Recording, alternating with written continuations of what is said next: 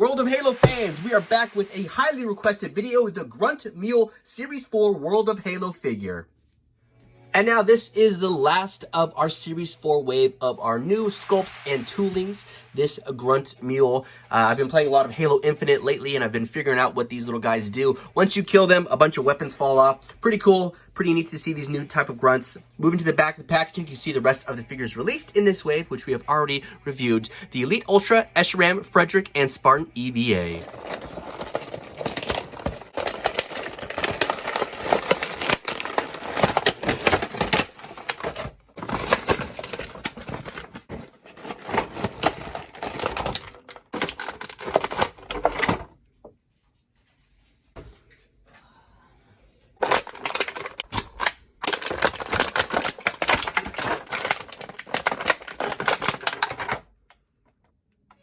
Here is the Grunt Mule out of the packaging. Fantastic sculpting and likeliness of this figure portrayed in Halo Infinite. I love these little grunts. You know, once you kill them, then the weapons fly out everywhere. So pretty cool that it comes with not only the Disruptor, but also the Stalker Rifle. As we make our way towards the back of the Grunt, you can see the weapons cache that it has back here. So we can actually place weapons on the side, middle, and the other side as well. We will do a more in-depth comparison of all the grunts released in the world of Halo, but I did want to showcase just the three different styles of grunts that we have. So we have our Shade Turret Grunt or our Assault Grunt. I can see the differences in the sculpting there. And then we have our normal standard grunt that runs around and throws grenades at us. And then we have our Grunt Mule. With the Grunt Mule, you can see that we have the leather straps on the forearms as well as the ankles, a significant headpiece, sculpting and armor throughout that, and then obviously the big weapons cache in his backpack. I wanted to take a closer look at the weapons. So starting with the Stalker Rifle, I noticed some differences between the two. So bottom is going to be our Series 1 with the Jackal. Top's going to be our Series 4 with the Grunt Mule. I noticed the Jackal one is going to be a lot smaller as far as our handle and our trigger guard goes. And then Series 4 is the updated, bigger trigger guard and then handle. So starting with, I believe, the UNSC checkpoint, they made new retooling designs to the weapons, which made it ergonomically a lot better for these figures to actually hold the weapons. There's also differences between paint applications. So Series 1 has more of a darker, kind of metallic type of look to it, and a lighter gray as far as the body of the rifle goes, whereas Series 4 has more of a brighter red and a darker body of the actual rifle. When it comes to the Disruptor, there is some small differences between the two. Bottom is going to be our Series 2 Blue Grunt. Top's going to be our Series 4 Grunt Mule. You can see the trigger guard. Series 4 has a little bit of a wider, rounded trigger guard, where this is a little bit more narrow.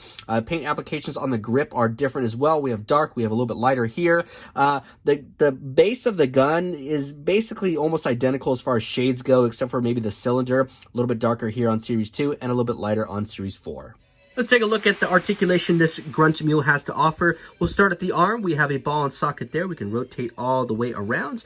We have a little bit of flexion coming upwards, not a whole lot because that shoulder piece gets in the way. We can bring that arm on down just like so. Great stiff joints there, bring it on up. Can rotate outwards, and then we have another joint here at the bicep. We have a great range of motion, a little bit more than 90 degrees there with a little bit of hyperextension coming backwards. Again, you can see the leather straps along the forearm. At the hand, again, we can rotate 360 all the way around. We have flexion at the anterior part of the wrist, so we can flex this forward. They are a little stiff, so I may have to put them in some hot water, which is not a problem. I do prefer more tighter joints than loose ones, that is for sure. Making our way down to the legs, great range of motion. Again, we have a ball and socket joint here. We have great rotation all the way around. We have internal, external rotations, double joints and breaks here at the knee. Again, this is a newly tooled grunt species, I guess, if you will. And so this type of grunt has like these spikes coming from the knees. Super cool, super intimidating. I really like that look to this grunt. We have double breaks here at the knees. Again, great range of motion. You can see the leather straps here at the ankles. Making our way down to the foot, you can see we have the swivel point here, which we can take this foot, bring it on forward, bring it on backwards as well. Again, nice stiff joints. I love that. That's my favorite thing. Rotating all the way around. As we make our way up to the head, we can spin it all the way around. We have some hyperextension coming backwards, allowing the grunt to look up, and then we can also flex the head forward as well. And while we are back here, you can see that there is 3 different slots where we can place multiple weapons in these little pinholes. So we'll try that now. Let's put in assault rifle. Let's put one over here on this side. And it should fit in nice and, yep, perfect. Nice and snug. Okay, let's do another assault rifle. See if those interfere at all. Nope, awesome, those look good. Let's take out maybe this one, and let's put in the stalker. See if those interfere at all. And nope, awesome. Okay, those look great there as well. And last but not least, let's do, how about the spanker? We'll put that on there. This is awesome. I really like this. This adds, again, a lot of playability for just this little grunt alone. That's cool, and the spanker fits in there nice and snug. And you know what? I wanted to see if we can place 3 different big weapons on the back of this weapons cache at the exact same time. And you can. All those little pinholes will allow you to position a weapon, in there just right so you can have 3 different weapons at one time. And, well, I knew everybody was probably wondering, can the Grunt Mule actually drive a ghost? Indeed, a fully loaded Grunt Mule can drive a ghost. And, of course, we have to do a side-by-side comparison of every single grunt that's been released so far in the World of Halo line. I love these little guys. They're so fun. Ever since Combat Evolved, just their voices and the little comments that they say throughout the game are hilarious. In Halo Infinite, they have the little propaganda towers, and they're going on their little rants and speeches and stuff. So funny. Moving forward, I would love to see the little white armored grunt. I think that'd be a great addition to this, but I'm sure it's only a matter of time before we get that. Of course, we have to do a comparison of Master Chief next to the Grunt Mule as he tries to pull the spanker off the back. Next, we'll do some of our banished friends next to the Grunt Mule. Last but not least, we will do a comparison of both Jackals that have been released so far in this World of Halo line. There is a third Jackal, but it has not been actually released yet. It's on the Target app. It's in a 2-pack with a Marine. It has a blue deco with a blue shield. So we're eagerly waiting for that to drop from Target. But other than that, these are both Jackals that have been released so far.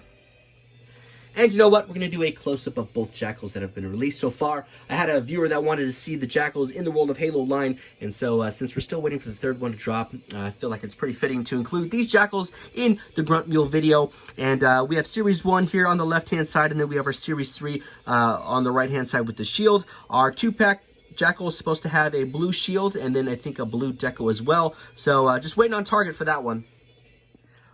Alright everyone, that wraps up the review and unboxing of the new Series 4 World of Halo Grunt Mule.